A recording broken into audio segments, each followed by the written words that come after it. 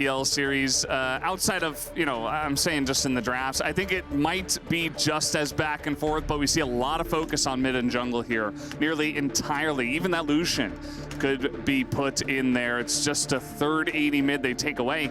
And now thinking about the Rumble here for Impact already.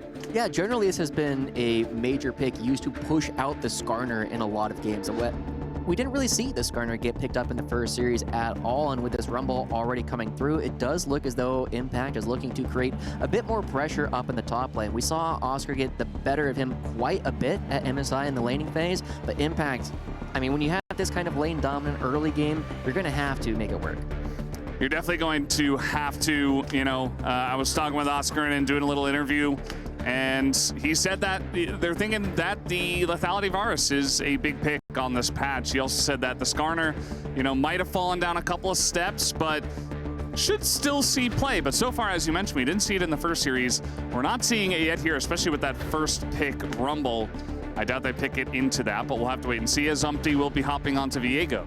Yeah, it's very interesting to see. A lot of teams that I've talked to so far have been looking at the changes to VARs and opportunity and saying, yeah, maybe this isn't the angle to go for it anymore. That said, there is still a lot of tools, and I love this pick already coming out from Team Liquid. Obviously, it is one of the APA champions, Ziggs and Aurelion Sol, some of the champions that we are expecting to see him play over and over again, given the opportunity, but it can also be played down in the bottom lane, just like we saw Elk do previously, and you can use it to really push around VARs in the early laning phase. Yeah, absolutely. I think it has a great matchup there. I think you can match range in that sense, but now, the Zeri and the Kai'Sa hovers, you begin to scratch your heads and you say, well, where is everything going in this one? They'll keep that a secret for now. The fact that we've been seeing games with 4 or 5, sometimes even 6 marksmen in every game does leave a lot to be questioned here. I know we've seen VARs up in the top lane in solo queue quite a bit. Kai'Sa has been played in the mid lane. I know Kai'Sa has been played as a counter to Ziggs historically in the mid lane, just because you have a lot of tools to push out the Ziggs early on with the Acathian Rain. But this is an opportunity right now for Fnatic to just create an incredible poke comp, and Team Liquid is going to have to decide whether or not they want to try and dive onto that, or if they want to try and match fire with fire, potentially pick something for Yon that can also play from long range, like a Jhin maybe. Yeah, the Jhin could be a focus. I wouldn't be surprised to see some supports banned out here from the side of TL, just trying to limit what we saw from the side of T1 earlier today. But no, instead they're going to take away some options into the Rumble. The TF will be taken off the board for now. And it is a very interesting pivot, right? We saw a lot of play coming out from Team Liquid where Impact was playing Cassante almost every single game at MSI. He's already putting out something different, and we know that they really pushed Oscar to a lot of the tank top lanes where Impact was very comfortable in that matchup. But this is definitely a spot where Oscar still has almost all of the champions he might want to play still available. The Poppy's there, the Zac is there. We saw him play Ornn as well. There's so many different things that we can play. It feels as though Team Liquid is like, yes, we want you to play those. I'm kind of expecting a Camille down here just to really push him in that direction. Yeah, it does feel like that's what they're thinking about, but no, it will be the Nautilus, one of those supports I was thinking about. Just extra lockdown, extra pick potential. And it does look like they are going to be looking at Rel or Alistair here for June, just to bolster their pick potential and frontline with what is already a couple of marksmen and great poke. It's a lot of damage coming out from the back line right now from Fnatic, and they have a very strong front line as well to complement it. And it really feels as though Fnatic has a very strong composition to kind of pivot in whatever direction they need to, right? The Varus and the Kai'Sa can both play the poke. They can also do a ton of damage with their on-hit style of builds. And it does mean that Team Liquid, as they're looking towards the Senna, it is the kind of composition that really likes playing a lot of these slower fights. However, I don't know if that's the kind of fight you can really afford to take up against something like Fnatic is playing, just because of how much damage their marksmen are going to be putting out. Yeah, we see the Zeri locked in here as well. And I think we're going to see, as they are picking pretty much in order here on the side of Team Liquid, they say, well, we don't need to utilize swaps. Take the, Zeri top lane. Yeah, it's still possible. That is true, And maybe if we saw Senna, we could have seen like Senna Rumble or something weird like that, but yeah, especially from the blue side, not expecting it. And yeah, it is going to be the Rakan, the support that does come in, and immediately the Kassadin lock-in just slamming it down into that Ziggs in the mid lane. Wow. So that means that we're going to have something a little bit more unusual going to the top lane. I'm still wondering if it is going to be the Varus that is going to be going up there, or if it is going to be the Kai'Sa. That's going to be another opportunity to see more marksmen being played up in the top lane. I know in North America, we usually see Vayne if we see anything at all, but the fact that Humanoid is going back to this Kassadin, this is a Fnatic classic. We've been seeing this played from this team all the way since Xpeke was starting to play this in Season 1, right? This is the kind of thing that Fnatic is really showcasing what they can do, and I feel as though this is the perfect opportunity for Fnatic to showcase not just their own abilities, but also just their legacy that this team has had for so many years. Yeah, it's really cool to see it here right from the get-go in game number 1, as we see once again more utilization of the red side here to great effect at the EWC presenting League of Legends. Just because you get that R5, it comes out, you've already got some weirdness going on with the double AD carry, the marksman, you're not sure 100% where everything's going, and then they just finalize it with that great Kassadin pick. The Ziggs definitely going to have a bit of a struggle into that one, but we'll see if APA can handle it here as we are getting ready to hop into game number 1 of TL up against Fnatic. What do you think? Back and forth series, or I think it's gonna be maybe fun. In your case you think TL gonna? I hope it's a 2-0. You know, the Yeah. easier Team Liquid just puts a nail in his coffin for this budding rivalry, the better it is going to be. But my biggest worry right now is I don't see great tools for Team Liquid to actually shut down Humanoid. A lot of the games that we saw at MSI, APA was doing a pretty decent job in the early laning phase at actually creating leads up against Humanoid, but this is the kind of thing where they can do so much more later on in the game, and you have a Sentinel already on the team. This is a team that is looking to scale a little bit.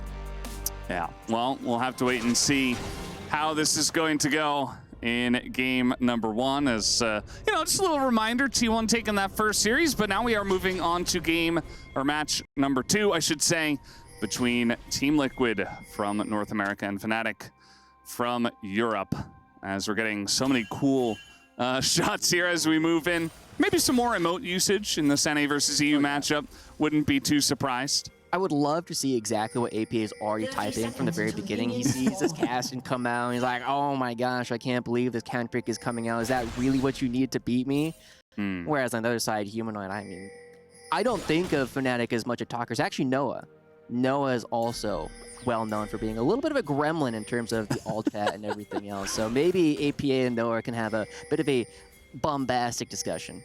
I hope so. I really do hope so. Noah, he's not afraid to let everybody know what he's thinking on the internet. And yeah, I've actually cast a lot of these players, even though a lot of them are playing right now in NA and EU. You know, Noah and June, Core JJ even. We got Umti here as well. Impact also making his way a long time ago. Oh, yeah. Over to the LCS. But yeah, this is going to be a fun first one. I'm really excited to see the Kassadin coming through. And, you know, even though APA might be calling him a little bit of a try-hard, you know, saying, oh, you had to pull out the Kassadin, I think, as you mentioned, it should be very, very nice. The main thing that can lock it down is probably the Rakan, but so much mobility and not a lot of other lockdown here on the side of TL might make it a big issue for them. Oftentimes when you see a Kassadin, you can try and kill just everybody else on the team before Kassadin can do anything, because he has to spend a lot of time like looking for that angle later on in some of these fights. But Team Liquid doesn't take these fights super quickly either. It's mostly going to be about whether or not APA can land those Mega Inferno bombs on someone like Noah or Oscar. But with all that said, I kind of want to touch again on this Varus up in the top lane. This is the second time we've been seeing the marksman played up in the top side of the map in just 2 series at this point.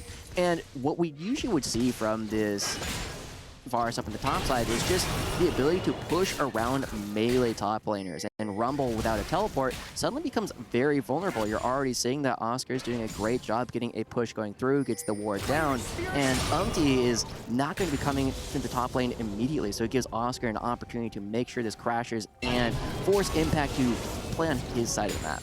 Yeah, I think it's really cool. I feel like it's pretty healthy for the meta as well, just to see all these different picks going around. You get a little bit of a rock, paper, scissors effect. You get to see blue side not always dominating, because actually that R5 counter pick feels just so incredibly strong when you can play pretty much anything in the top lane just to counter your opponent. As we're getting a look very nicely at every single lane at the same time. The mid lane, obviously, early on is going to be a bit rough for the Kassadin, but this is always the way it goes. And then eventually, you know, he's got a Doran shield. He's just going to sit back, relax, take a bunch of harass, and then eventually he'll be the one jumping onto the Ziggs, and it'll look very different in that matchup. It really will. But Umti and Razork, Oscar's going to be the first one to move. Yeah, already getting into the action here. Umti might be in a little bit of trouble as we do see Oscar traveling down the river, but APA first to move from mid. Not going to be enough as Razork and Oscar already getting to work onto the Scuttle Crab, and so that will be that going over to Razork. And Umti already on the bottom side of the map. His bottom lane is going to be pushing a bit. Very nice double knock up here. It is the Zeri though, so Yun will just get away. Not a big deal there, but June just practicing those very nice double knockups already.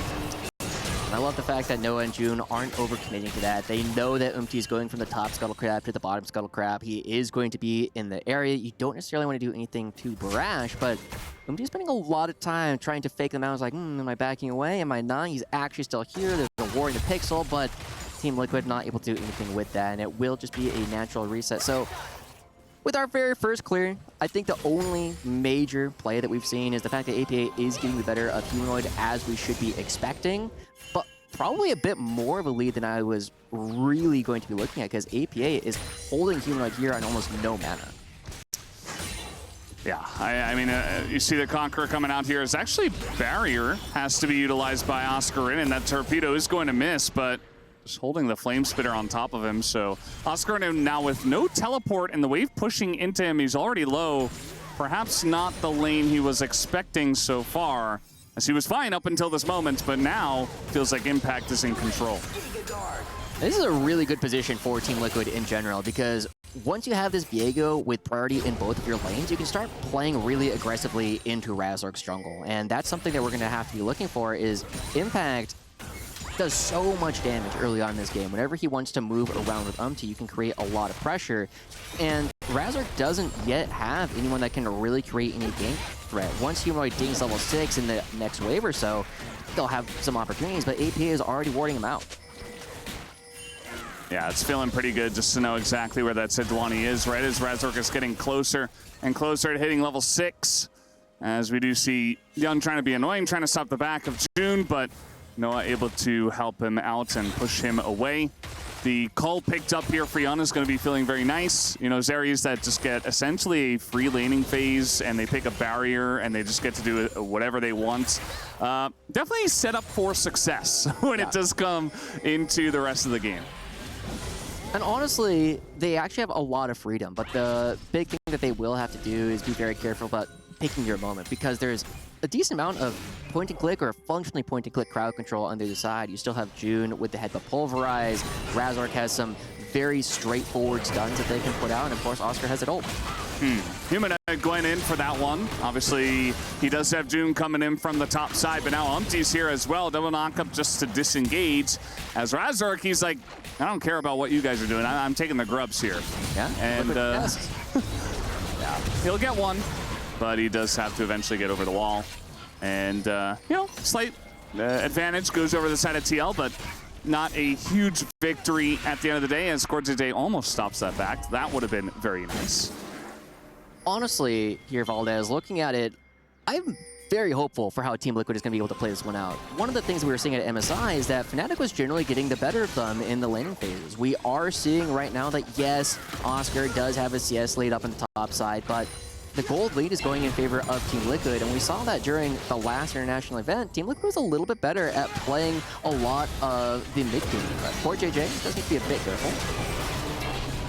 They're getting a lot of damage here on a core JJ. Razork again is like, again, I don't care about what you guys are doing. I am getting objectives, I'm getting money, I'm getting experience. Ooh. Now he's gonna find Core JJ in his own jungle. That's first blood. It does go over to June somehow, as he didn't even use Ignite, but that is still a huge first blood here for Fnatic to kind of catch up on some of the small edges that were going the way of TL, but now Impact in a lot of trouble, has to flash away as Oscar able to stabilize very nicely up on the top side. Yeah, luckily the ult the equalizer there will keep Impact okay. There will not be any huge pushes, but great play already coming out from Razork to create that first blood opportunity, knowing that QuartJJ wanted to spend his time going back towards the bottom side of the map, but because that was Fnatic's turn, they used a couple ults, they used a lot of their pressure early on. It does mean that Team Liquid can take their turn, pick up this dragon, and keep the game slightly in their favor. They've got 2 of the grubs, they got the first dragon for themselves.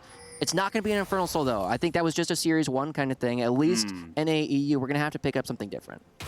Yeah, no, it's a bit hotter during the day. Now it's gotten into the nighttime. We're cooling off a little bit, maybe a little bit of a Ocean Soul. We'll have to wait and see what does happen, as it won't be Cloud Soul, at least. And I do hope that Ox is paying attention and we do not get a Chemtech Soul, the LCK special there. As Humanoid, you know, he's well and truly stabilized here in mid. He has his lost chapter. He's only down to 14 CS. That's stayed pretty consistent. Actually, it's only 10 CS as he does clear out that wave. And he will be totally fine as this game comes along and will even begin to exert some pressure. We'll keep a watch on the clock to see when he does hit level 16 as well. It'll be a while, but we did see that some of the games earlier did go a little bit longer than I think people were expecting. 40 minutes for T1 BLG Game 1, but this is about the time when Team Liquid's starting to take a bit more control the last time these two teams went head-to-head. All right, he's fine. Yeah. This is about when Team Liquid started to take a little bit more control, because one of the things that we oftentimes saw was that Fnatic were oftentimes reaching really heavily for some of these plays. But this one, they don't have to reach too hard. They have multiple strong ults that you could throw at Impact, and he does not have flash. Here we go once again as the charm is going to come out, and that's a level 5 Alistair. June in a lot of trouble, lands the stun, but he finally hits level 6. Doesn't matter, he will go down as Jan is taking a bunch of damage, but Noah is alone in a 1v2. The flash comes in, and Iseri picks up the double kill, as we did have action in the top side as well. Oscar Rinnan also going to go down as Impact gets a kill. That's 3 kills to TL in the span of 1 second. What did I say, Brendan? This is exactly what we're looking at. This is a time when Team Liquid started to take over. I didn't expect it to be like this. The 2v2 just going in favor of Team Liquid in the bottom side, and having a great counter gank up in the top side of the map. Like you said, 3 kills and nearly a 2,000 gold lead just ballooning almost out of nowhere. There's also opportunities here to start picking up the grubs and get yourself an even larger advantage across the map. And it feels as though everything Fnatic just tried to do, they were reaching in too many places at the same time, but now Razork, not even gonna try. Yeah, just not really seeing the angle of QuartJJ also here. This is a 2v3 as well. We do have, though, and Yun both joining in for this one eventually, and they're going to push them back. And, you know, I know Wolf's not here at the moment on the cast, but we can easily stamp that as a huge Zeri moments in this game. Already has 2 kills and might look to carry this one, although QuartJJ very caught out. Okay, he's going to flash away and actually dash over to Yun. Meanwhile, Umti's just getting free grubs rather, on the top side of the map, and will be enjoying that very well. Yeah, and I really like these lateness items that we're seeing coming out from Team Liquid as well. Already putting their dual lane here in the mid. They're sending APA off to one side. Mom says it's his turn to start taking plays up in the top side of the map instead of the mid lane. And it means that you have all his pushing power in both the lanes that are really relevant around the objective of the grubs. And that means, hey, with 5 grubs already going over, we'll talk about that later, as Oscar, it was not a counter gank, and they're trying again. Yeah, they're looking for Oscar in, and he is in a bunch of trouble. Already taking some poke from the Ziggs, as the stun will barely miss him. But here with this ult available should eventually get this done, right? I mean, he's going to be rooted down, and he just gets taken down in the 1v1. Not like this, Because Oscar Rinnan's like, yeah, thank you very much for the free kill. You know that was trying to use the ultimate to counteract Oscar's, but it just never came to fruition. We just saw Oscar blow him up out of nowhere. We were just looking at everything that Team Liquid was doing, but Oscar doing a good job fighting back, as Team Liquid, even though Mom said it was Zig's turn to go towards the top side of the map, Team Liquid still doing a fantastic job really beating up on these structures across the map. And we finally get to... This is the top lane again. I don't want to see this STC replay. Yeah. No. I mean, that's just one of those, like, hands checks. Like, do you have the reaction speed to dodge out in the chain of corruption? And the answer this time was no. And now APA, can you handshake your way out of this one? So Satchel going to be very important. He's trying to get away from the Alistair here, essentially. Can he get out of range? He eventually does have to flash, but you can see that it's going to be a very big summoner taken down. As the Ziggs, the Satchel is huge for getting away from threats, but no flash now might make side laning much more difficult for him. Yeah. As the action never stops here. I'm sorry, you don't get to talk too much as they're getting on in onto the Zeri. They get the shutdown and even get Core JJ.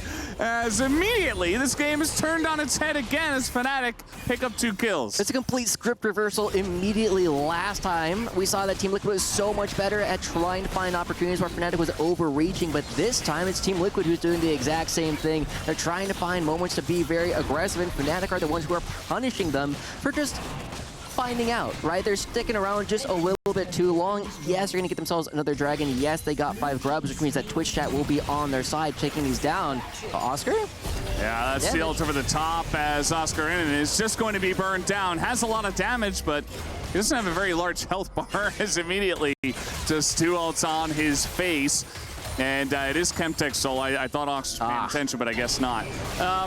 We might have more action in the top side. I would not be surprised, as NAEU does not disappoint. This is exactly what I was expecting, Joshi. Yeah, I definitely agree. Looking at how these two teams are constantly looking to fight each other is very similar to what we were looking at before. Team Liquid has not turned down hands checks, and they are really playing with fire right now. Yeah, they don't really have to stay here. I mean, they have a Ziggs in bottom lane getting huge amounts of value, but I guess they feel safe. They have the Rumble up there on the top side. 2 and 0 is Impact. And, you know, Fnatic are going to get that top outer, but they lose an inner on bottom lane as well. And AP is going to be just so happy with this trade, is maybe looking for a bit more. Oscar Innen does have flash, but even with that, he's just going to get flash on. There's no escape for him. Tries to do a bunch to APA, but it does not matter, as he will also collect a kill. Yeah, really not going to be letting the same mistake happen from the first time they had to go and try and fight Oscar. Just going directly in this time around. But Team Liquid, look at this. It's the full court press, and Jan on the top side of the map, even creating a lot of pressure there. But the Yordle Demolition Derby is really starting to come through. One of the things that I've loved about watching APA over the past couple of years is just his ability to know how Ziggs works in a way that a lot of other teams really don't. You've seen him have incredible base defenses. He's like, yeah, I'm Ziggs. I have 4 items. You can't push even with the Baron. I don't care. Yeah, we are going to push this out. I'm still Ziggs. I'm going to take down every single turret. I don't care that you're taking down my top side because I have people who are still able to watch the demolition. Yeah, I mean, the Ziggs has played well. We already saw what it was able to do in game series number 1, rather. Game 2 between BLG. Yeah, Oscar is just dead again. And again, it's Ziggs, it's Rumble, it's a Varus who's trying to side lane from the top lane. You know, Oscar Innen's just trying to do his job, and he's like, oh yeah, I'm Varus without flash. I guess I just die again. My bad. This is one of the things that I had an opportunity to interview Impact before we actually came into this, and one of the things that he was saying about Oscar is that Oscar is a great laner, but not necessarily a great top laner, because Impact was saying he feels as though Oscar is oftentimes in the wrong place at the wrong time. Team Liquid has really been showcasing that right now as they've caught him out 3-4 times. Yeah, you know, it might just be Impact's opinion, but I feel like he's doing a good job of proving that point here in game number 1, right? And look at this. I mean, you said the full court press is, yeah, Umti might go down, and he will, but it's a flash, and, you know, they get the kill, but they also lost their top turret. So it's just extra gold going in the pockets of Team Liquid, and the base is already going down. It's only 16.5 minutes into the game, and it already feels like TL owned this map. Yeah, and I love watching Jan also, just when all this is happening, just like nickel and dime Fnatic for everything. It's like, Razork, I see you're going for those chickens, but I want a little bit of that, you know? It's like taking one out of the cookie jar and just making sure you can get a little bit. But for the rest of it, it really is just Team Liquid just trading up ever so slightly every single time we're seeing these two teams go head-to-head. And APA, because he's gotten both inner turrets in the top lane and the bottom lane, that's 1,400 gold going to just one little Yordle. That is an entire needlessly large rod. He is so close to the Rabadons that he's starting to build towards, whereas Humanoid doesn't even have the Seraphs. Yeah. And, I mean, we talked about this Kassadin and, you know, how eventually it'll get online and might make the life hard of the Ziggs. But, you know, eventually, if AP just gets so inflated and the team's so far ahead, I don't think it's going to matter all too much. Because now we got a 1v1 between these two. Humanoid's like, I'm strong, I swear. But no, you're only level 12, and that Rumble's pretty well fed. Impact's done a good job for himself. And everybody was trying to shadow down there on the bottom side of the map. They're losing another turret for free. Nobody's here. Nobody's clearing the wave. And TL say, thank you very much, I'll take another one. Yeah, it's not often that you backdoor the front door. As we're seeing Team Liquid have opportunities to do that kind of across the board. That's the third inner turret that they've gotten while Fnatic was just elsewhere on the map. And this gold lead is becoming very rapidly insurmountable. The death cap from APA, the death cap, the third item at 18 minutes into the game. You know, Humanoid is technically 3/4 of the way to that level 16, but unfortunately, each level actually gets harder and harder. You need more and more experience. And I don't think Fnatic really has an easy way back into this. We're going to have to see something Herculean like we saw T1 do in their last series if we want to see any kind of turnaround from this. The Cassin pick that we saw coming out on R5 really not paying dividends at all. Yeah, I mean, they just had to stabilize much better in the early to mid game, and it was looking okay. They were keeping it even, but, you know, just a couple of things went wrong, and all of a sudden, you know, they found themselves down 6 turrets to 1, and you don't really get to farm. I mean, they're losing their entire jungle.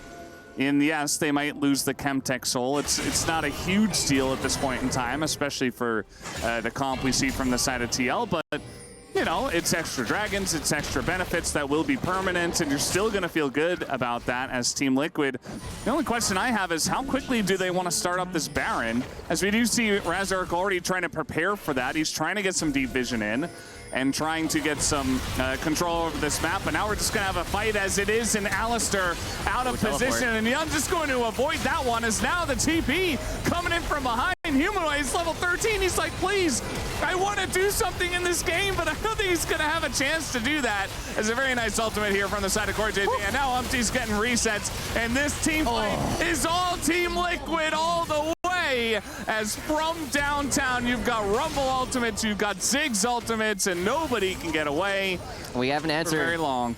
We got an answer to that question. How soon will Team Liquid go for the Baron? Well, it turns out right on spawn. 20 minutes into the game, we see a couple more kills go their way. They're going to be starting up the big purple worm, and there's nothing that Fnatic can do about it at all. This is just honestly a kind of domination play coming out from Team Liquid. I was expecting that this series was going to be a little bit closer, but it feels as though Team Liquid's map movements have just been better. I can't wait to see a replay so we can see their map movements with their ring around the rosy, just keeping Humanoid at arms. Like, it's like that big brother, you know, palm on the forehead, trying to keep him away, and Humanoid never got a chance. He's not been able to get anything else, and we finally get to take another look at this because Humanoid teleports his way back in, and it looks like a fantastic spot. But the rest of Fnatic can't continue pushing Team Liquid towards Humanoid, and he has to chase them around this giant stone in the middle, and by the time he actually gets damage in, Team Liquid's already on the other side.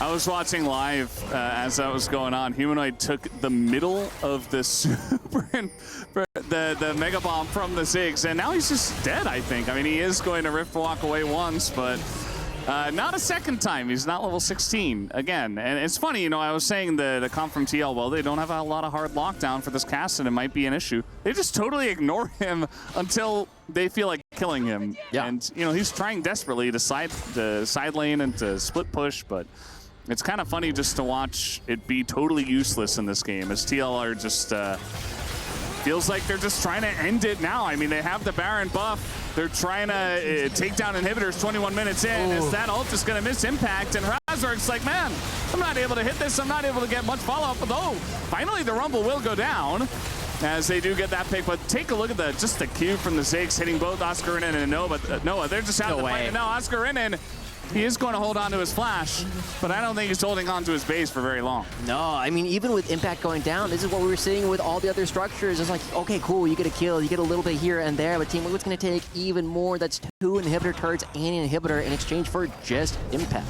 And I feel like the thing that tells me the most about this game is what Oscar's second item is that he's building, right? The fact that it is the Seeker's Arm Guard, building towards Azonia's as the second item, just kind of tells me that there's not an opportunity for them to do enough damage as they just wail away on impact for so long, and it takes a 4-on-1 effectively before the rest of Team Liquid comes through, and then they still get all the objectives.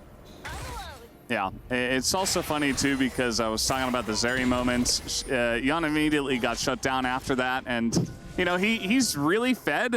It just doesn't feel like he's the main character at all. They don't even really, you know, he's doing a good job. Not saying that he's not, but it's really just about the Ziggs, the Rumble, those two just putting in the poke damage from ahead and essentially just bursting people down before anything really happens and taking the entire base. You know, their siege is incredible with just those two champions, not to mention the rest of the squad, right? So now, trying to move in as a squad is Team Liquid. There is no inhibitor there, but just trying to on the bot lane. Trying to go on over to the bot lane. I do like the fact that they walk in the mid lane just because it forces Fnatic to respond to everything else they're doing. You don't need minions to actually take down this inhibitor either. But we do have to keep in mind, even though it's still getting closer, it goes in. Yeah, I'm seeing a little bit of trouble, but immediately the follow-up comes in from Cortez. The poke is there. June is low. Razork is low. He's trying to get away. And June is not very long for this world. Umpty does get that reset. And again, the Kassadin's just behind enemy lines. He's like, guys, I swear I'm trying to help. He's not going to get much value there as he just gets pushed out of the fight. And Team Liquid maybe trying to, we had a very long game, as you mentioned before, maybe trying to give us our shortest game yet, as we're looking at 24 minutes, and they're already chipping away at the base. The Satchel going to take down a Nexus turret already. The fact that they just walk in, APA throws down the Satchel, and then they do all the damage to the turret just shows how far ahead Team Liquid really is. They go there and they just force Fnatic into their own base, meaning that there's no opportunity for Fnatic to even think about trying to come out and contest this Chem Tech Soul. Now, Johnny Depp has taught me that one soul is not always equal to another, but it's extra stats. It's always nice to have. We'll take another look at this last fight, and I think the biggest thing again here is Humanoid goes in, realizes this is not where I want to be, and never re-enters the fight, and so it just leaves June and Razork just by themselves. A little bit of damage over the wall from Oscar and Noah, but nowhere near enough to dissuade Team Liquid from anything they're trying to do. Everybody come back. And yeah, we'll just have to wait and see how the rest of this game is going to go. It is going to be pretty interesting to see if Fnatic can somehow come back down 10,000 gold, down an entire Chemtech Soul, and it's it's going to be really fun to see, you know, to see them trying to pull teeth here, essentially. You know, maybe we get some kind of Baron flip or something like that, but really it's just in the hands of Team Liquid and in their control as to if they're going to be able to hold on to this game. Yeah, Humanoid so close to level 16. That's going to be the one maybe opportunity we have for Humanoid to try and do something in this one. But unfortunately, the composition that I really like from Fnatic just not able to do anything. And now Team Liquid, as they're creating all this pressure, they're really just waiting for the Baron to spawn. Yeah, definitely a good idea. I mean, the timing. Oh, he's kidding. Oh, yeah, they're just going to send it. Okay, they're looking for Noaz. He is going to ult away, but immediately Umpty does get into that back line, and the front line is burning. Oscar in a lot of trouble. Humanoid desperately trying to hit level 16 as he's sitting on 15, and now we do still have this Kassadin. Nope, he's gone. Okay, never mind. Down he goes, and I think the Nexus is going to follow very soon here. Team Liquid looking for an extremely dominant first game win over Fnatic here at the EWC, presenting League of Legends, and they will take down this first Nexus of the series. Look, I was hoping Team Liquid was going to win. I was hoping that we got to get a little bit more of a fight. That just felt as though Team Liquid was always in the right places on the map. Well, guys, that was a very fiery back and forth match. We are going to take a little break and come back for game number 2. We will be right back.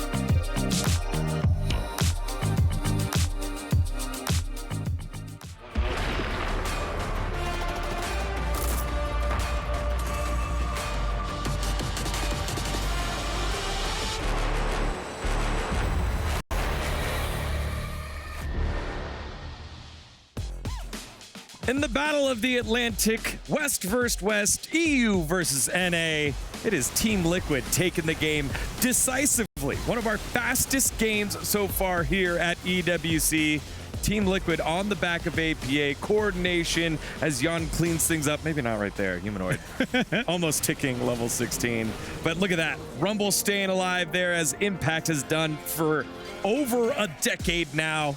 And the rest of Team Liquid push on in, get themselves the victory in game number 1. Huge stuff here by the squad from the LCS. And Fnatic got some questions to answer, and they only have one game to do it. Degon alongside Ox and Atlas, the AA's. Yeah, they're right here to break it on down. What a start here for Team Liquid here, Ox.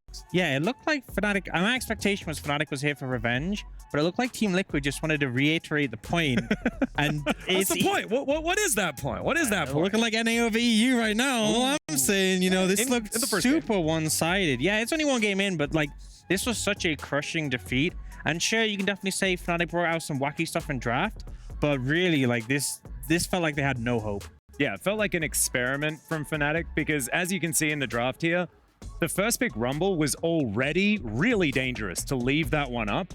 But then there's also the fact that this team loves to play around Ziggs in the mid lane, and Umpty's a great,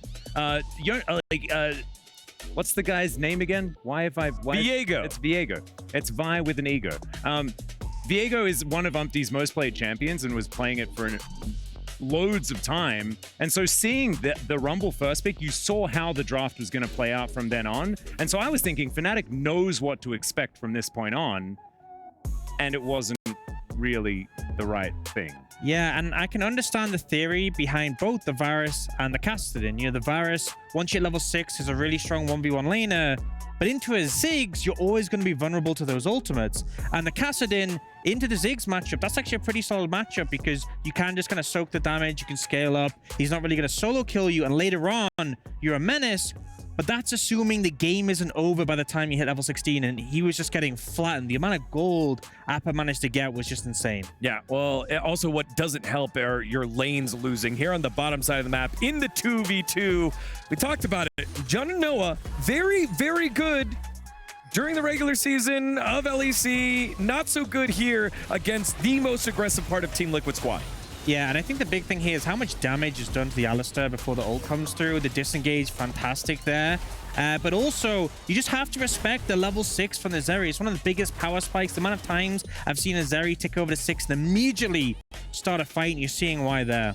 Yeah, and the theory is that they'd hit level 6 on the Alistar. He was 5 at the start of that fight. The theory was they hit level 6 by killing some minions in the minion wave, and then he's going to surprise them with the ultimate. He hit level 6 when he had about 10 health, and so it didn't work. Like, the idea, the gameplay, and I don't even think it would have worked if they had have managed to nail that level 6 earlier on. Yeah, and because of that, then on the top side of the map, the gank gets countered, and all of a sudden you're losing lanes all over the place, which then leads us to the next highlight where APA then has time to go into the side lane. He gets his bot lane turret, and you kind of wonder what Oscar Innen's doing there. Yeah, this is the power of the Ziggs, you know, the ability to take those towers so quickly, getting a tier 2 this early, but then also Oscar Innen overextended, thinks he's safe to pick up some farm, and he did not have a good game here. And now you have this super fed Ziggs, and this is the problem. Playing in a mobile champion into not just a Ziggs, but a Rumble ends up going so brutally.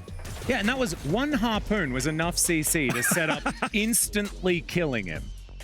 And a lot of that is off the back of the fact that Ziggs gets to play around this early game that goes so well, destroys all of the turrets. Like, that inner turret going down, on the other side of the map, it was traded for the outer turret top lane. The difference in gold there is absolutely absurd, and you can see how much APA was able to pick up. Like, it was just ridiculous. Yeah, and so after he took that tier 2 tower bot and got the first kill on Oscar N, he was 2,000 gold ahead of Yon, who had the second most gold in the game. He was so absurdly fed.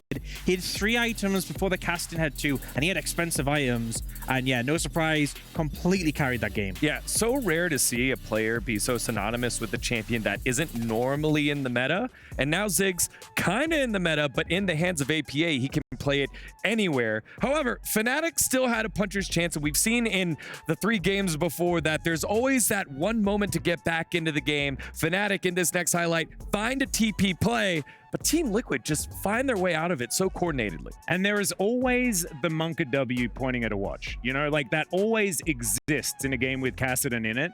And unfortunately, just never really came to fruition in this one because TL played so incredibly well around what Humanoid was trying to do this game. And this beautiful moment where we see the Zeri slide away from the Sejuani at the perfect time just to dodge away from that CC, and they stick so well together as a unit. And then when the TP does come in, they're moving away. They're moving into the rest of the fight. They're engaging. They're playing aggressive.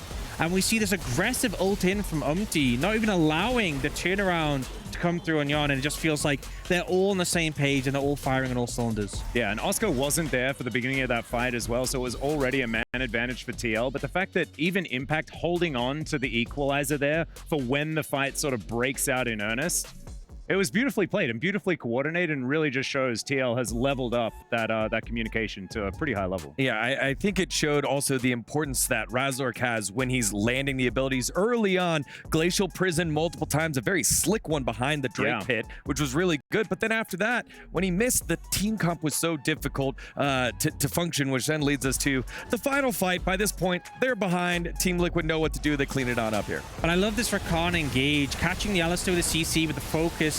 Is this Kai'Sa just gets obliterated so quickly, and the TP comes in from Humanoid, but you've already lost your AD carry, and sure, you managed to take some kills on the back end, but you're not winning this fight. Yeah, and I mean, this was honestly like wallets coming down like a piano out of the second floor. Like, this was just ludicrous amounts of advantage. It was over about 12K or something like that. And I love that we get our first shellacking of EWC, and it's Spawn's team that does it, the man that defined what a shellacking is in League of Legends.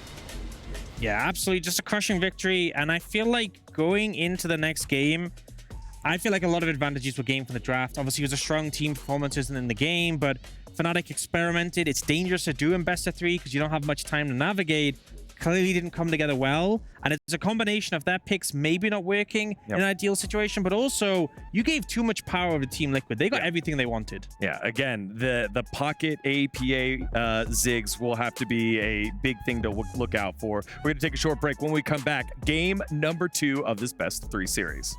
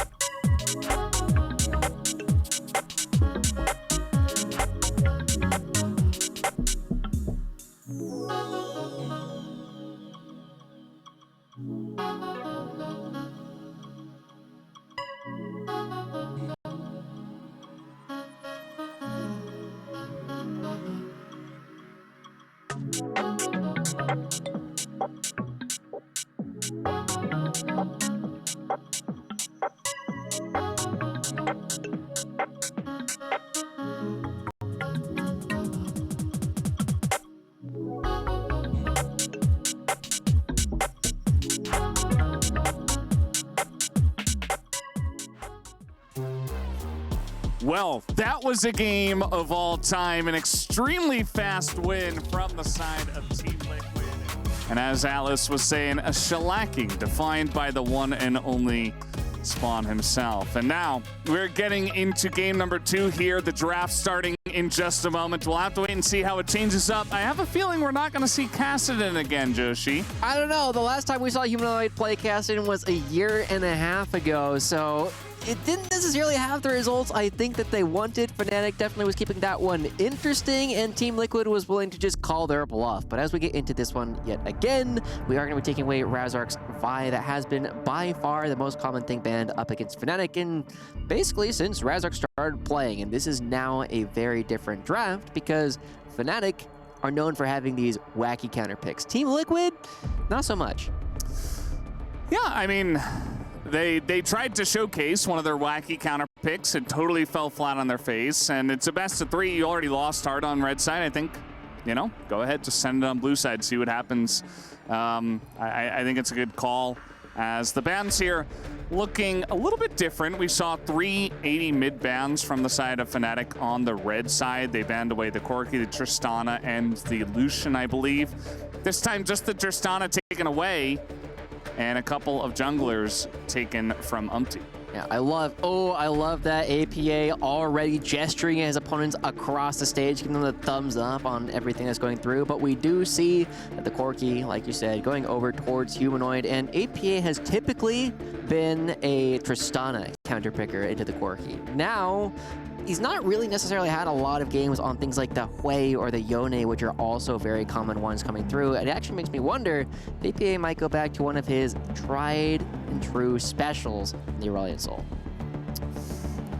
Yeah, it would be interesting to see if he does hop onto that. They are going to pick up the Rumble to start off with this one. We saw that as first pick on blue side from TL in game number 1. So they say, well, not a whole lot has changed. We're still going to pick this one up for impact. He looked fantastic on it. We saw Fnatic try to answer it with Varus top, and I feel like early on in the lane it was good, but eventually the second the junglers got involved, we saw it coming through in a big win for TL. But now we're going to see the Lucian picked up here. I've heard very conflicting things depending on who you ask about how good Lucian is in the mid lane. Some people really like it. They think it's a great counterpick to Corki, and other people are like, why are we playing this Lucian? So I think it's very good that Team Liquid are leaving it open as to whether or not it's going to APA or if it's going to be playing by Yan. But very quick counter picks coming through. We do see Oscar going towards the Ornn, one of the classic counter picks we have seen him play in the past. Both he and Impact played it in their last time that they played up against each other. And now this is something that I would love to see yet again. More marksmen coming out from both sides of the draft. The Lucian already picked up by Team Liquid, and we have some very strong opportunities to just really deal a lot more auto attack damage. But instead, it's going to be the Nami going down to the bot lane. Yeah, the Nami coming out here. And yeah, lots of auto attacks from that champ. Yeah, Lucian Nami are going to be coming together once again, you would imagine. Let's see what these bans look like. As, you know, the Ornn, not a very common counter pick into the Rumble in my region in the LCK. But it really hasn't been since Ornn lost the shield on his Bellows Breath.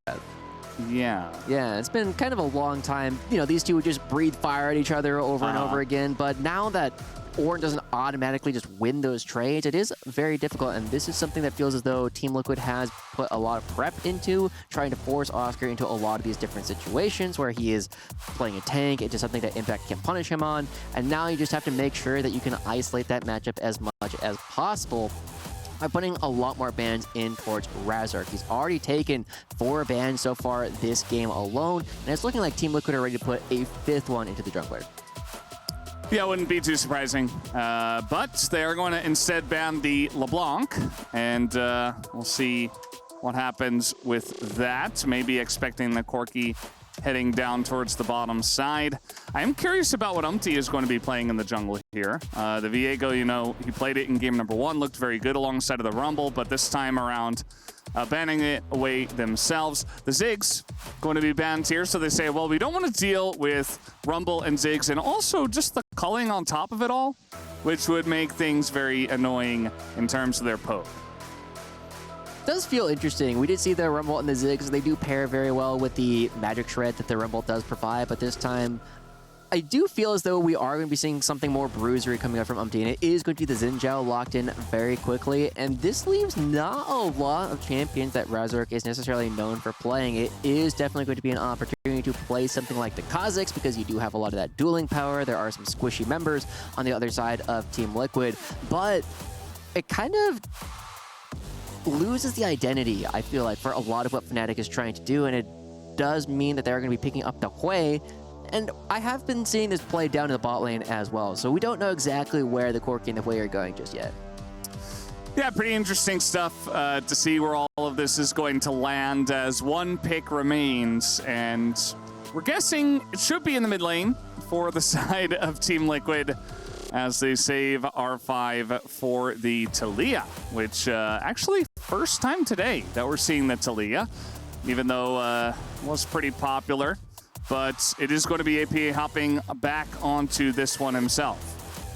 Yeah, another double magic damage composition coming out from Team Liquid. We did see that the eastern regions were very much a fan of one magic damage source, but this time Team Liquid once again bringing that out, and APA is also a classic Taliyah player. Before, people knew him as a Ziggs player, they knew him as an Aurelion Sol and Taliyah player. He would roam around the map a lot. This is an opportunity to reprise some of those previous opportunities. But like you called out as well, Valdez, we are seeing the Corki go down towards the bottom lane, and this is going to be an opportunity for fireworks down here. You have a lot of damage possible from both Yan and CoreJJ, and then of course Noah and June can fire it right on back. Yeah, absolutely. I would not be surprised to see them butting heads down there once again, as we are going to get the fist bumps in before we do hop onto the Rift here for game number 2 in the second series we have tonight for the Esports World Cup. And the first one was very one-sided. I'm hoping that game number 2 provides us with a little bit more back and forth, a little bit more competitive. I wouldn't mind. Or is it just going to be the 2-0 win over to the side of TL? What are you expecting here, Joshi? I am really hoping that Team Liquid wins, but it's at least a close win. You know, we get to see an opportunity for both teams to kind of build up with a decisive battle all at once instead of Team Liquid just getting 5,000 gold lead because nobody's contesting them in the side lanes. But as we do wait for them to load onto the Rift, it is going to be a game that I think is going to be largely dictated by how these two junglers are going to be pathing. There's a lot of opportunity for them to interact with all the lanes, and every single lane can fight for priority when it needs it. Yeah, they absolutely can, as just getting ready for game number 2 and trying to take a, shout out to them once again. And we are getting ready for game number 2 here in this series between Team Liquid and Fnatic. Fnatic moving over to the blue side after getting stomped on the red side and hoping not to relive some of what has happened between these two teams in the past bunch of matchups, especially that last one over at MSI. As getting ready here.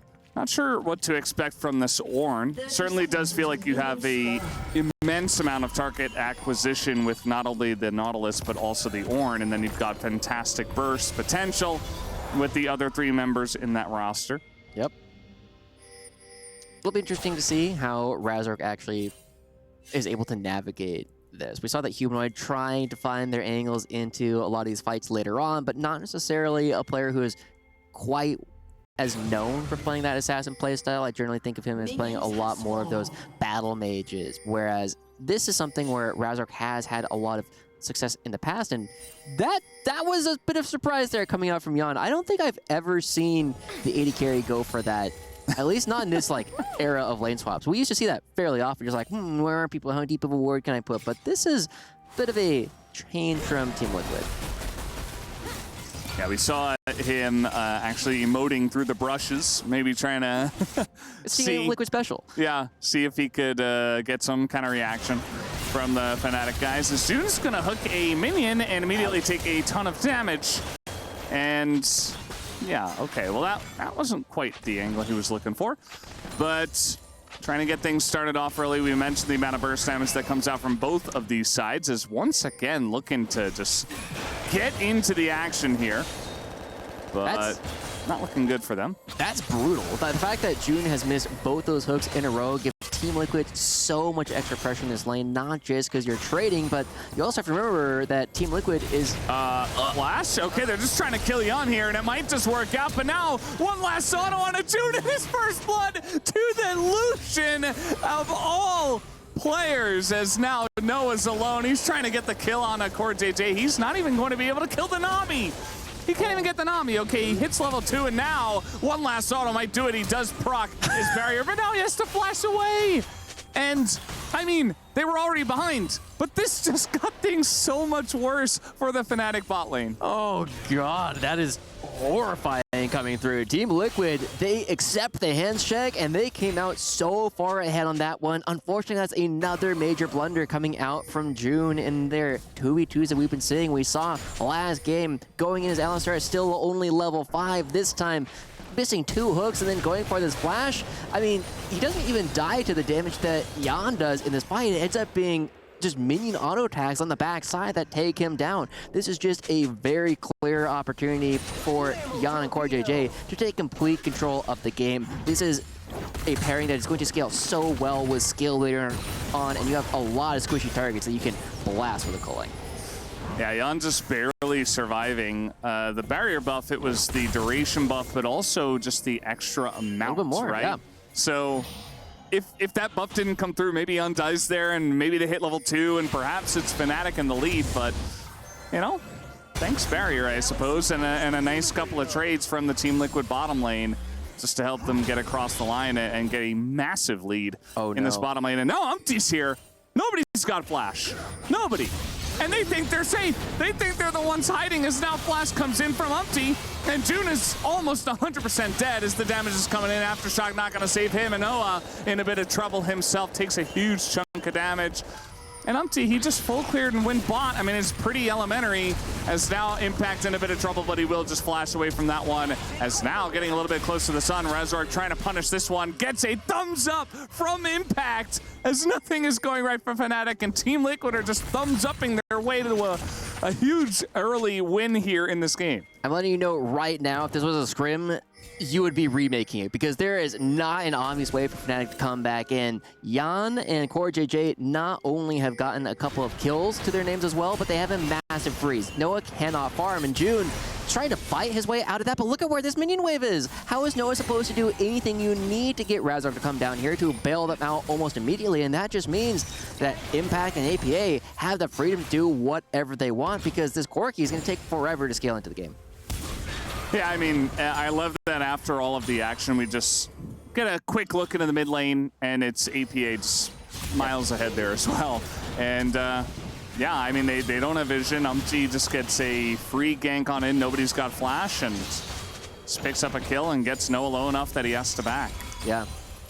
This just looks like it might be a complete shellacking coming through. Impact, not level 6, doesn't have the equalizer just quite yet, but also pushing around the top side, has already got his back off.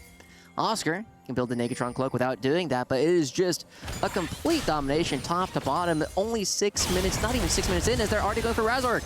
Yeah, Razork gonna get caught here. The wall from the Taliyah is excellent, and now they don't quite have the damage though, as finally they do take him down. Just looking a little bit iffy there, as APA and Umpty were taking a huge amount of AoE damage from the Hui, but it's still going to be good for the side of Team Liquid. They get the pick onto the Kazakhs, and every single lane, every single role is winning for the side of Team Liquid. We're also starting to see exactly why APA loves playing this Taliyah, why he's been playing it for so many years. He just rotates a little bit faster, and they get the kill, but also they deny Humanoid half a wave in doing so. It's just 1-2 punch every single time across the board, and now we're seeing this massive wave. Finally, the freeze has been broken, but what is he have 18 CS? Did I read that right? You know, I think that is true. It doesn't even surprise me, just the way it has been going, as this was the fight in the enemy jungle that Razork, you know, tried to make something happen on top side. All he gets is a thumbs up from Impact. And now we got to dive on bot side. They know that Razork is on the top side of the map, and Noah is just in a lot of trouble. Core JJ now, he will be traded back, and now we get a second kill over to the side of Fnatic. And through all of that, it does look like Yun should at least be able to take down the plate, and they deny even more CS away from Noah. Noah at least finally gets a kill in all of these scuffles. He finally finds a little bit of extra gold to make up for all of their other plays, but Humanoid throws out an ult and goes wide, and that just means that Team Liquid finding more and more opportunities. The one silver lining, like you called out, Razork does get a couple of those grubbies. They will have an opportunity to potentially take some opportunities later, but Team Liquid, they go for this. They try and go into Noah, but he just is able to move around. This is not the cleanest dive that we've seen ever, but like you said, it does at least accomplish a secondary goal, preventing Noah from picking up any farm. He's down over 30 CS, 7.5 minutes in. Yeah, I mean, he gets the one kill. It's hard to dive a Nautilus, but it feels like the benefits are just so large that you might as well. You might as well take a risky trade just to get yourself even farther ahead. And they have done just that. As we do see, you know, the Corki, he's trying desperately to hit 30 CS at 8 minutes into the game. He doesn't really exist right now, as the hook is going to come in, but Crescent Guard from the Xin Zhao just to play it safe here for Umpty, saying, well, yeah, I got hooked, but I'm totally fine. June, not level 6 just yet. Yeah. So no follow-up comes through. And Noah still not able to farm down the bottom side, still not getting that crucial 30th minion because Jan is able to walk halfway up the river because he knows the bot lane is still a freeze. Yeah, bot lane's a freeze. They had to push that one out. As now Oscarinin does have impact under the turret, but a flash comes out, and that's just going to save him there. So under a little bit of pressure, I suppose, but still it is the Ornn being pushed in. The one thing I would like to see right now, Valdez, looking at this as an NA fan, is I would love to see Team Liquid actually start going for these objectives, right? They've had so much control down in the bottom side of the map, and it's still the first dragon that has spawned. We don't even have a second one coming through. It does feel as though Team Liquid can create more opportunities for themselves to scale into the game, because the one thing I am a little bit worried about looking at this game is you have an Ornn on the other side. You have a Hui, you have a Corki. All these characters are well known for scaling super hard into the game, and Fnatic trying to put a couple of them and get a little bit more gold in their pockets. Well, they're trying to go for Core here, but he's just going to flash away. Noah does pick up the kill, and now Umpty in a little bit of a rough spot. Razork will go down to Yun, and now we got the Talia coming on in. Oh. Noah, he needs the kill, but he's not going to get it as Umpty will survive. As APA again is there in the nick of time just to save his team. And Yun throws in a nice little question mark emoji, might as well.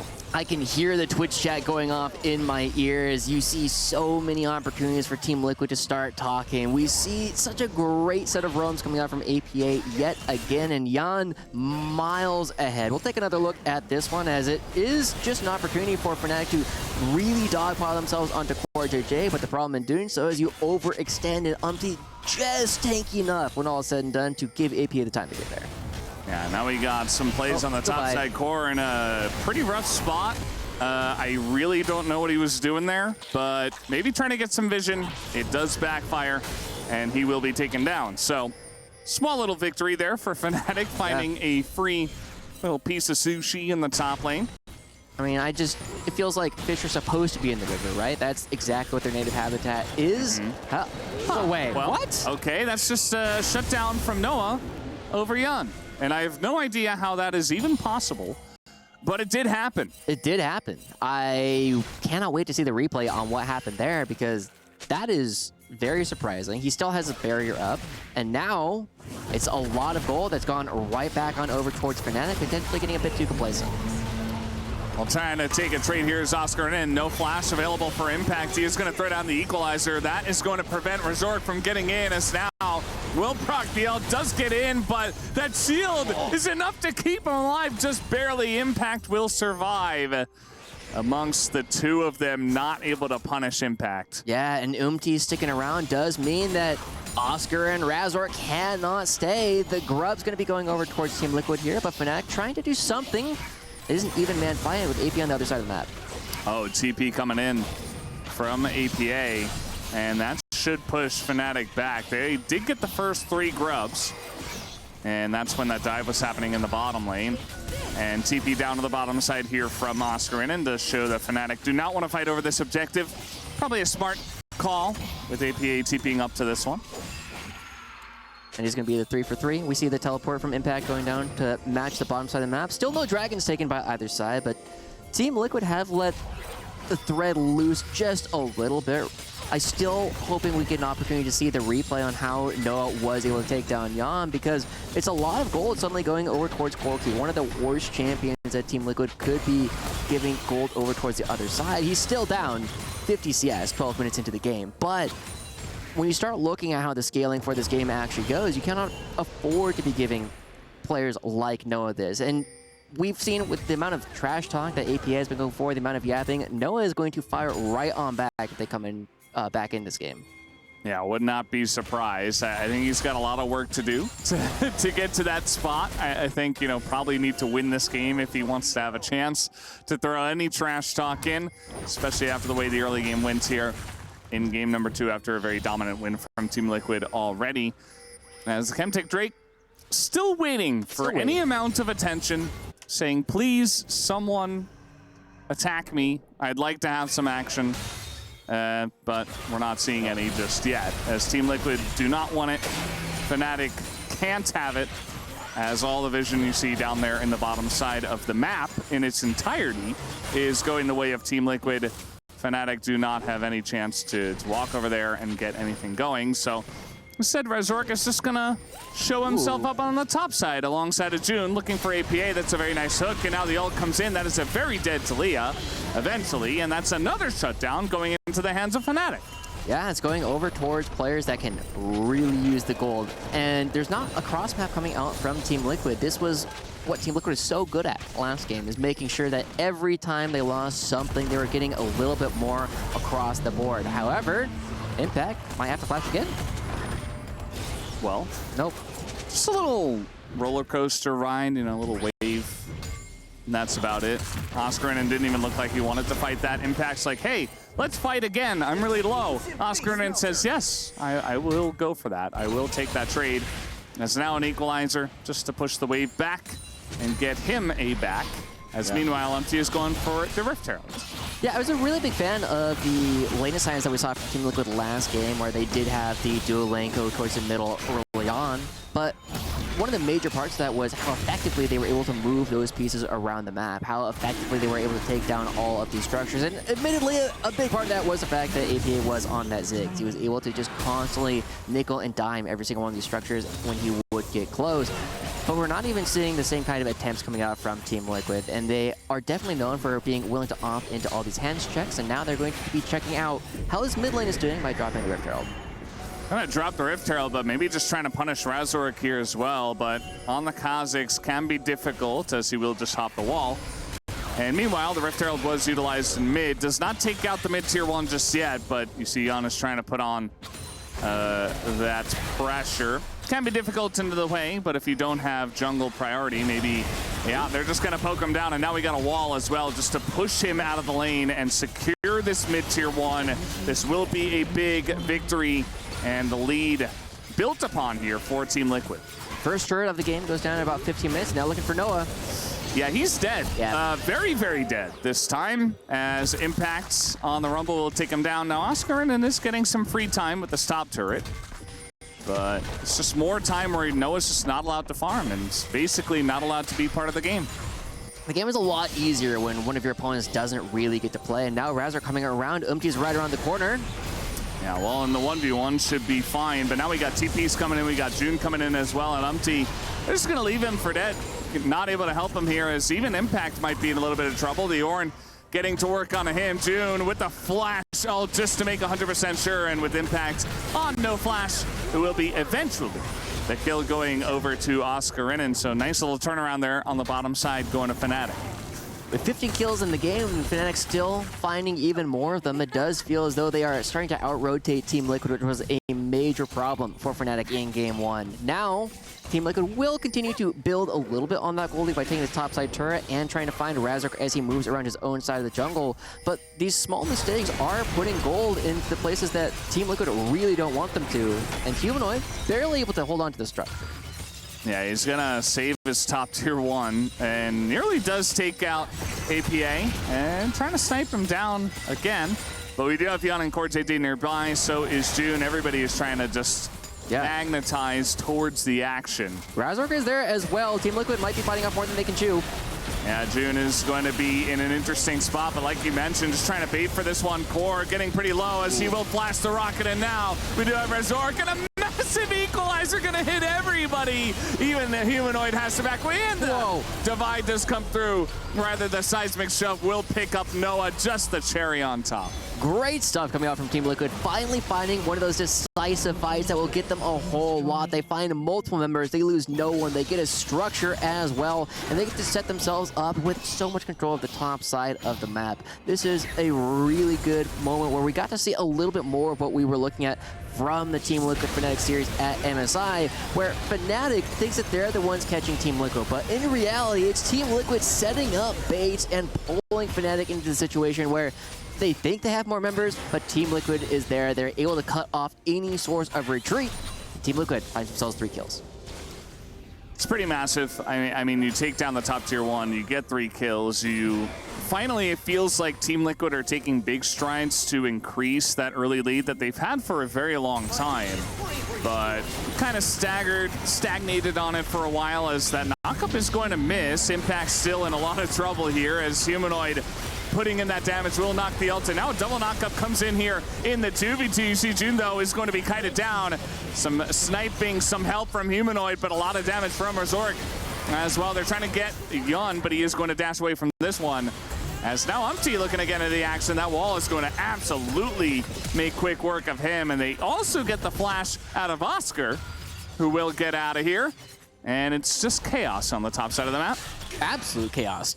Ultimately, just a couple of kills go back and forth, but it feels like it kind of came out of nowhere, and that was really what we were looking at from Team Liquid versus Fnatic last time around, really coming right on back. But Team Liquid, surely now they're going to have to pay a bit more attention towards the Dragon. It's no longer that Chemtech one that we were seeing. Instead, it's its other cousin, the Hextech one, and this one is so much stronger than the Chemtech Dragon. Team Liquid going to be moving out on the board, and because they end up getting a couple of kills instead of just the one there for Fnatic, they're able to move back onto the map a little bit faster. They're already going to be taking control, and Fnatic really need Oscar with them if they're going to be trying to do anything in terms of actually face-checking any of these rushes.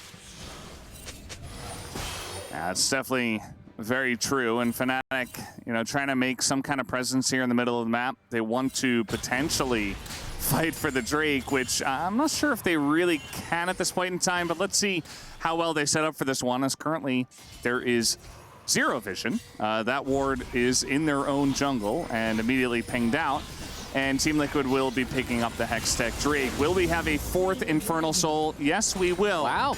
As it does come out once again. We had 3 in a row in the BLG T1 series, and now we get a 4th one. Team Liquid making their way towards that soul, taking their first Drake. They take the bottom tier 1, and they're looking for a fight as Resort. Somebody's got to check here. Somebody has to make a stand and find out where TL is.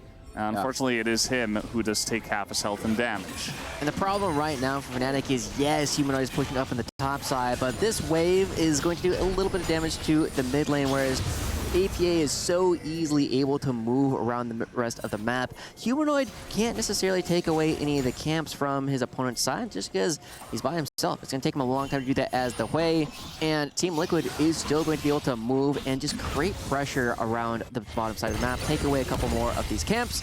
As part of why Unti is doing a really good job of maintaining parity with the Kha'Zix. But Razork still looking for an opportunity to try and jump into Yan and Core JJ, but he is very much on vision. Yeah, I mean, with the Edge of Night, he's able to at least, eat a little bit of that upfront burst and then kind of just hop away, and that's his way of face checking, essentially. But, it just feels like you're not getting much done outside of just taking a bit of damage, and you're like, okay, they're there, and now I'm I'm going back to my jungle. I'm not doing much. You see 4 out of the top 5, actually, just the top 4, as Umpty is going to pass the Fnatic top laner, Oscar there, in gold. And Yun, I mean, he's picked up so many kills. They won that 2v2 early on. They denied farm, but also he was able to go straight from bot into mid and just essentially vacuum up the entire map worth of CS. So it makes a lot of sense that he's on top. But it is worth noting that at this point in the game, the goal leads start to lie because we're starting to see the ornaments come through. Now, I'm a little bit disappointed because they lost all their cool names, but just goes right on in. He's going back in, and he is very tanky here on the Sintalis. Now an ult onto Yun, just trying to zone him away, but Umpty's getting a lot of value himself as eventually he goes down, but now the culling comes out. As Yun is eating damage from the Baron, he nearly dies to it. And actually, we'll have to get out of here. Impact also going down, and a massive snipe comes out from Noah as another shutdown in that 1v1, and Yun doesn't even use his barrier. Says, no, I was going to survive that all the way. Well, not the case. Nope. That was a bit of a surprise coming through. Just a surprise teamfight one coming out from Fnatic and what was a very chaotic setup for that. It looked like both teams were trying to jockey around the vision for the Baron without necessarily an easy opportunity to actually do it. It's just both teams kind of fighting themselves in an odd spot. Jan and Core JJ trying to set themselves up, but Oscar and Noah pushed them into the pit, and because the Call of the Forge God actually tags it, suddenly Jan's the closest person to this Baron and takes so much extra damage from it that eventually just the extra rocket coming through from Noah is able to pick him up in this fight. Didn't even realize it was coming through, and that's part of why the don't do any good. Just not seeing it as a nice little play to get that dredge line into the wall from June. But yeah, now we're going to have the fight breaking out once here again, as Impact does have TP if they want to come into this one. And there it is, straight into the fight is now. Humanoid. Trying to turn on the Humanoid. He just runs into the enemy team and immediately dies. Whoa. But it's Impact doing the exact same thing with his TP. As down he's going to go. Core JJ barely alive. It's only Yun. And yes, he is pretty fed, but I don't think he can go 1v4 here as Umpty trying to provide a front line. Oscar going in by himself. Umpty now trying to really provide that front line. Down will go Core, and Umpty is just a little bit too low. Young desperate to try to 1v4, but it's not happening. That's now the Ornn ult is coming from downtown. And unfortunately, it is too far away for him. But another good fight here for Fnatic to try to come back in this game. And another good snipe from Noah as well with those rockets finding its way onto Core JJ this time to shut down the support systems, making sure that Jan and Umpty have to run for the hills. But Fnatic still trailing a little bit in goal, but every single time they're starting to get closer and closer in these fights. And it was absolutely chaotic yet again as we see the turn first onto Humanoid, but also Impact just in the middle of the entire enemy team. Equalizer looks good if he had been with the rest of the squad to actually play around it. Doesn't taking a look at the rest of the fight. And then Core JJ going down here suddenly means that Umpty does not have the extra bit of tankiness in order to stay in front and actually provide a screen for Jan to just free fire. I feel like Team Liquid, they had control of this game, but immediately the fights got messy, and that's where Fnatic are finding a lot of success. I mean, Core, once again, going to be sniped down here by Humanoid, who has been fantastic, outside of, you know, running straight into 4 people in that last fight. But outside of that, he's been fantastic. He's killed Impact multiple times. He's gotten multiple snipes down. And I feel like Team Liquid may be a little bit too eager to try to force some of these fights on any terms, essentially. They're like, all right, you want to fight? We're going to fight. We're ahead. We're just going to do it. But, you know, sometimes the goal difference, as you mentioned, it can lie. Fnatic is getting those ornaments online. They are now in a very good spot. They get the first Infernal Drake here. And even Noah, who basically wasn't a champion for very, very long, is now in the game. That's not good for Team Liquid when Noah already has 2 items completed, and that's not that far behind the rest of the bell curve. Suddenly means that Team Liquid did so much work trying to remove this Corki early on. We were saying that if this was a scrim, we would not have even played it. But now, I mean, this is why you actually got to play some of those scrims, so you can look for opportunities like this. Well, they're trying to go all in onto the Nautilus. This time, the Equalizer will come down as the Ornn ult is pretty good here from Oscar in him, but there's just no follow-up as they would have had to force in through the choke. So finally, Team Liquid, they calm things down. They get a pick. They deny the vision. And that's some good League of Legends there. I hadn't seen it for the last 5 minutes or so, so I'm glad to see that. Very generous of you to say it was just 5 minutes, but now Team Liquid with an extra pick, with an extra member on the board. Are they finally going to be starting up the Baron? They're not. They're looking for another pick. Yeah, and Razark has been very good about, you know, putting his face on the line, just saying, hey, is anybody here in this brush? And then just hopping away and getting that information as we once again will see the pick here on a June. Yeah, APA throws down a fantastic wall to split the fight, leaving June with nowhere really to go, and also knocking Noah just over the wall to a spot where he can't do a whole lot, but there's not a whole lot extra that Team Liquid has. They use all their damage just on the support, and we gotta have a little bit more in the tank in order to try and find a bigger opportunity. But Team Liquid, they've maintained this 2,000 gold lead for the last 20 minutes. It's been hovering somewhere between 1.5 and 2.5, and now Impact getting caught. Yeah, he's just immediately caught here. He tries to flash away as now Oscarin is going to be looking for the finisher, and he will get it as Resork actually gets the kill, and now Upti just baited in. He's going to be taken down. A lot of damage is done by the culling, but it's now 3v5 for TL. As Fnatic, they get a couple of picks, they get the enemy jungler, and they will look to take the Baron. This is really big. The ornaments are really starting to make this gold lead completely lie, and 2 members going down for Team Liquid means there's no opportunity for them to actually contest for this Baron. Honestly, Valdez, this game feels as though it's been going for a lot longer than 27 minutes, right?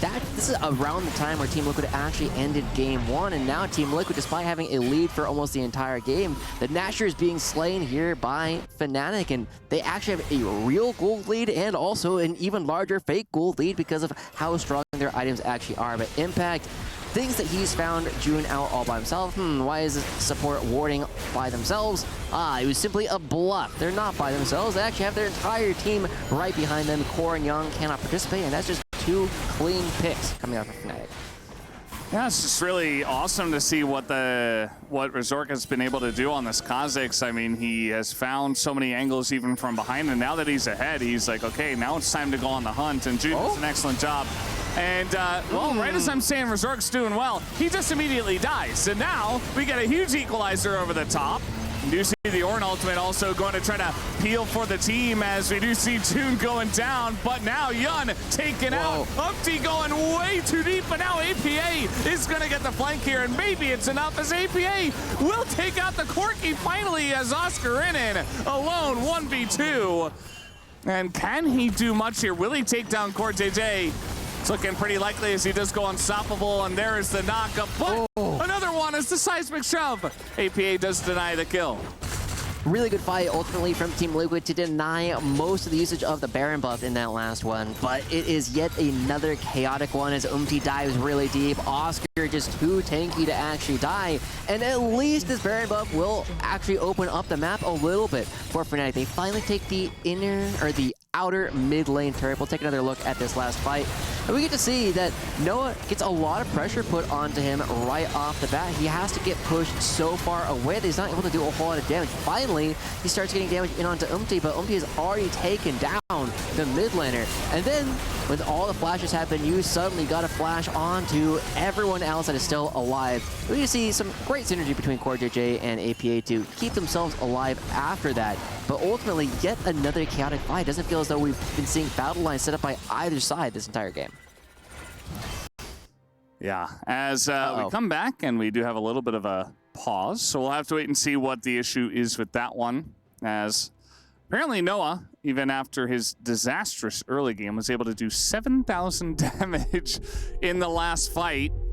Not entirely sure how that's possible, but definitely... It's a lot of damage. Yeah, definitely a lot more impactful than his opponent in the 80 carry role there. So sorry guys for the tech pause. We'll try to get information on what the issue is and try to get back into the game as soon as possible. I'd be really curious to be able to listen in to what the players are actually saying in these games, right? Because you know that Fnatic, this is a big step up from their first game. Their first game was not really a game. They showed up, they logged into the League of Legends, but they didn't do a whole lot after that. Whereas on Team Liquid, they could do no wrong. They did everything right in the first one, and so suddenly that doesn't necessarily tell you a lot about what they were actually communicating, because Fnatic was the ones who were trying things and none of those things were really working. Whereas in this one, it feels as though we have like a line of scrimmage, and whenever anyone goes across that, suddenly they're a little bit too far, and whoever is actually there is able to just jump on top of the dog pile, and eventually all 10 members are there for a fight. Yeah, both of these teams definitely seem like they want to fight as much as possible, as soon as they possibly can, throwing their bodies on the line. And we've seen mixed results. Yeah. You know, I thought that Team Liquid were going to win, and I thought it was just going to be a clean 2-0. Nothing to see here. And then we had some interesting fights there in the early to mid game, and Fnatic were able to claw their way back. They got the Baron, and then they kind of just lost the fight with the Baron as well. Yeah. And everybody except Oscar did go down, so they weren't able to get much out of their Baron power play. And now we've had the pause right after that moment, so very even in gold. As you mentioned, you know, we got Infernal Drake as we're back here into the game, thankfully. We have the Ornn items coming online, and so you still like Fnatic's position, but with the way this game has been going, I really can't tell. It just liking the position really doesn't feel like enough, simply because we really like Team Liquid's position, and now APA kind of reprising some of his role in the previous game over in the side lane, making sure that he can put some pressure onto all of these inner turrets.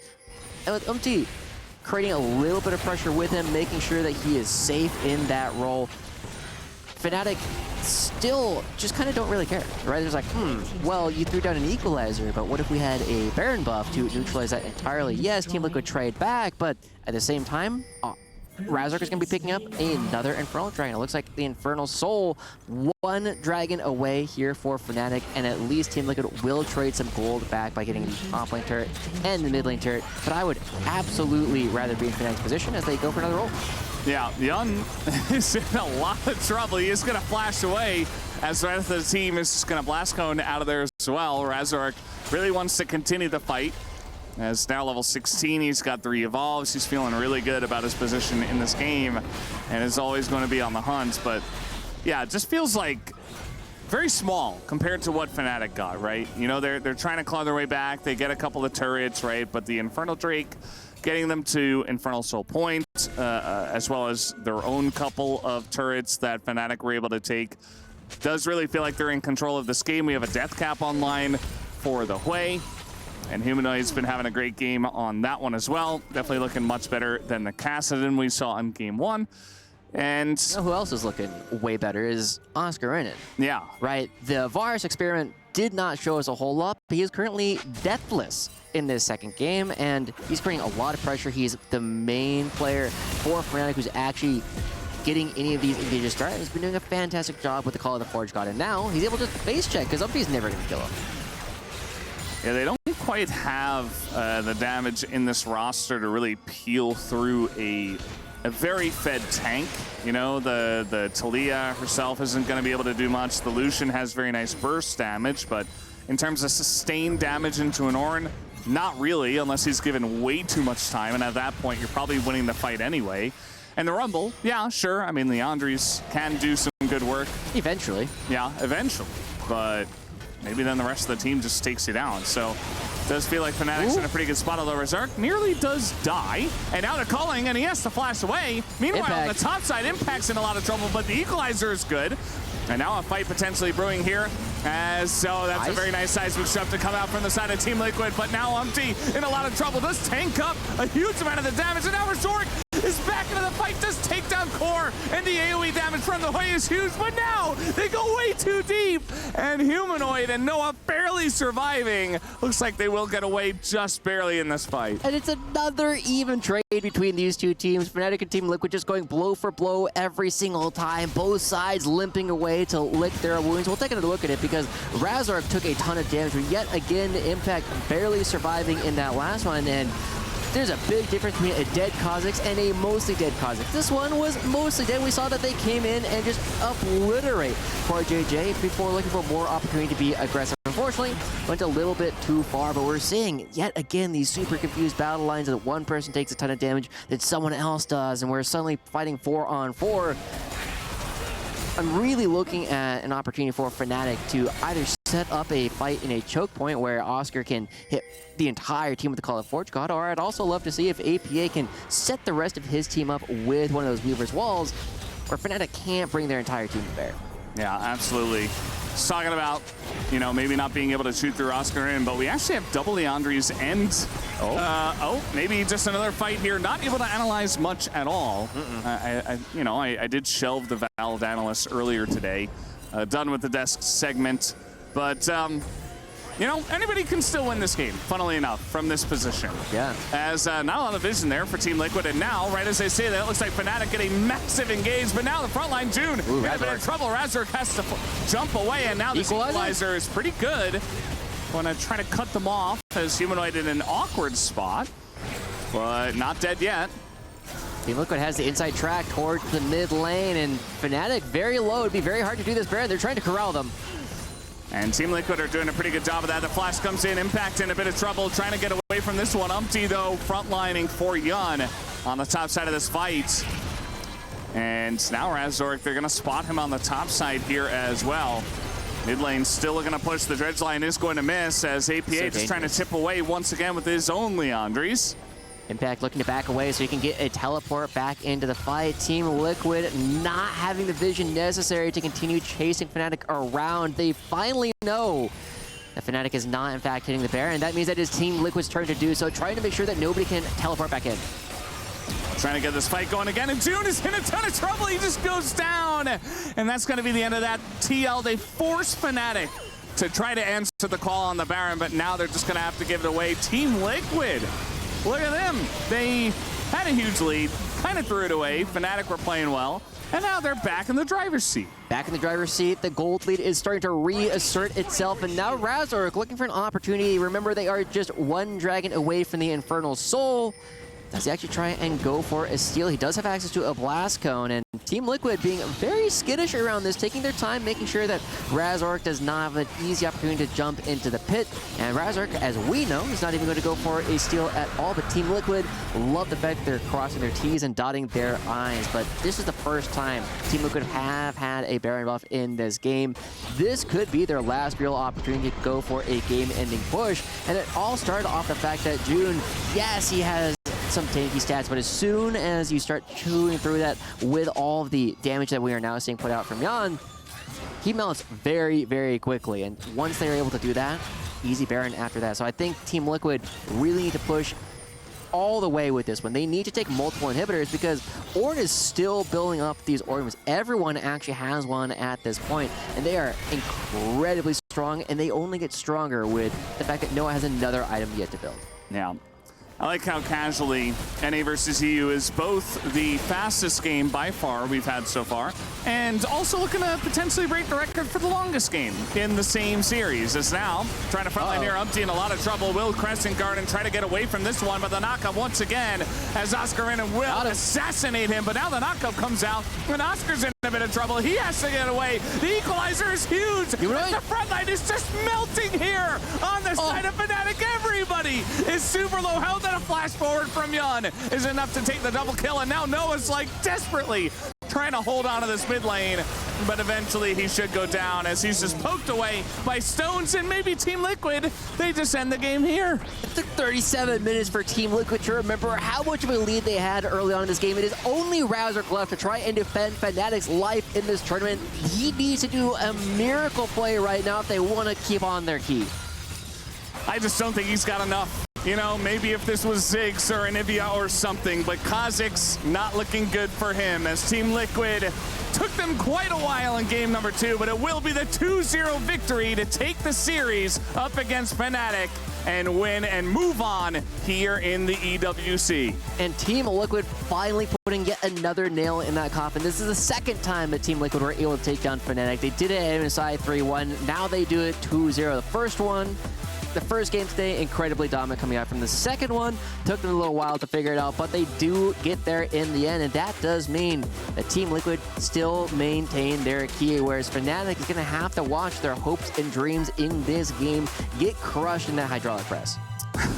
It's just so brutal to think about. We saw it earlier on, you know, your key, your frame, everything, it just gets crushed. It gets bent, and it gets encased in resin. Everything, your hopes and dreams in the tournament's just eliminated just like that. One best of 3, 2-0 for Team Liquid, and they're gonna be feeling pretty happy. You know, it's maybe they just wanted to put on a nice show for the fans out there, because game 1 was too fast, too dominant, and they said, you know what? Let's give Fnatic a chance. Let's see what we can make this game. Can we win in 40 minutes? Didn't end up being longer than the T1 BLG game, but at least they got close. It got Right. close. And it's important to remember that because we had both these quarterfinals happening today, Team Liquid just got to see what happened between T1 and BLG and knows that they're going to have to try and step up yet another level. If they play the way they did it in Game 1, they have a chance going up against T1. But Team Liquid also only had one opportunity. They only got a single game off of T1 the last time these two teams played at MSI. Yeah, I mean, there's always a chance, but we'll have to wait and see how that goes. But for now, we're going to hand it over to the stage for an interview right now. Hi everyone, Ginny here, joined with